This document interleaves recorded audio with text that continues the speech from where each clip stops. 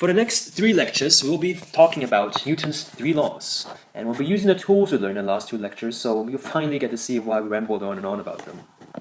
Sir Isaac Newton, shown over here, is a really bright guy. He was, I think he was a really strange fella too. I mean, at one point he was so curious about how the eye worked that he stuck a needle through his pupil that blinded him for days. But besides that, I digress. Here we are interested in his 3 laws of motion. Inertia, the relationship between force, mass, and acceleration, and action-reaction. We'll begin here with the first law, also known as law of inertia. Now, in that tablecloth and water demo, what I was trying to do is to pull the tablecloth underneath that cup and then have that cup not move and not spill all over me. Now, the reason why it should have worked is because of a very fundamental property of matter. Matter likes to keep doing whatever it's doing. So in this case, in the case of the cup wants to stay put and would have continued to do so after the cloth is whipped up from underneath it, had the cloth been, I guess, smoother, so I didn't have that much friction. That shows us what Newton's law is about, and here's a formal definition of it. An object that is at rest or moving at constant velocity will continue to do so unless acted upon by a net external force. That property of matter is called inertia. Objects that are in a state of inertia can also be said to be in a state of mechanical equilibrium. We will break the rest of the lecture into 2 parts. One talking about the difference between at rest and moving at constant velocity, and the other, the net external force. Being at rest and inertia is really easy to understand. I mean, a rock is just going to sit there unless you nudge it, right? But Newton's law said that objects at rest and moving at constant velocity. Now, you think that's weird because in everyday life, objects that move at constant velocity eventually stop, right? Moving at a certain velocity eventually stop. So say this penguin over here. Again, penguins, love penguins. Now, it was sliding on a piece of ice like this. You'd expect it to eventually stop somewhere. That would be familiar to you. But, and here's a big but, if we were to imagine an ideal piece of ice, a magical piece of ice that removes friction from the ground and somehow friction from the air, now it's easier to understand how the penguin might just keep moving on at the same velocity. As it turns out in physics, being at rest is pretty much the same thing as being at constant velocity.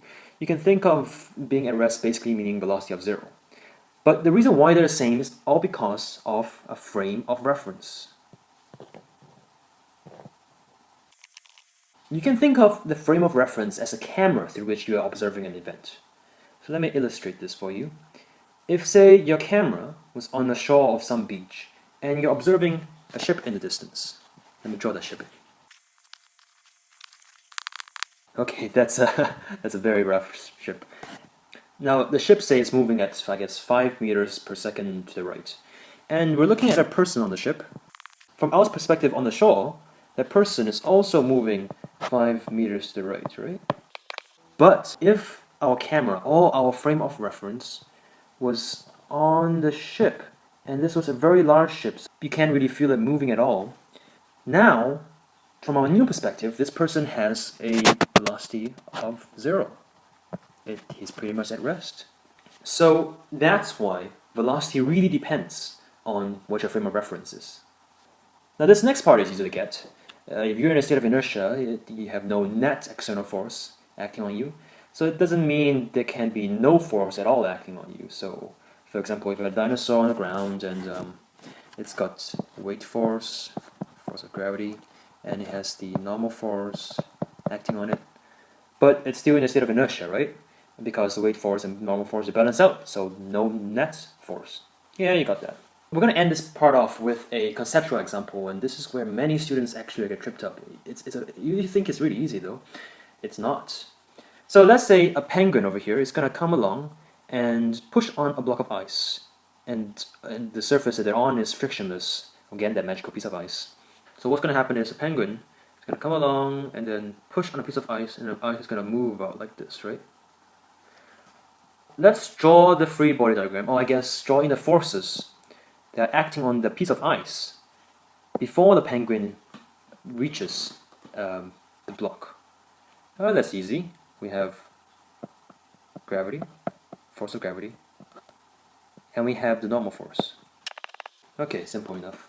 Next, at the moment the penguin's flipper touches the ice, so at the moment of impact, we now have an additional external force or applied force or contact force in this case. I'll call it an external force.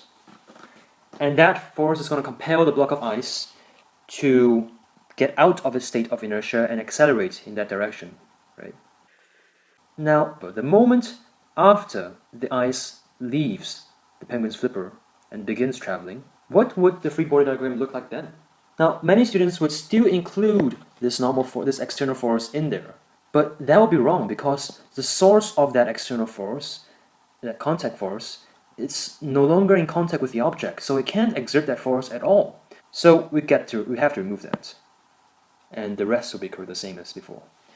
But then the question some people ask is, so now what's causing the ice block to continue to move? I mean, there's no force at all in the right direction, so what's making it continue to move? Well, it's inertia, isn't it? I mean, the ice block wouldn't be accelerating in any direction, only inertia is going to keep it moving at constant velocity.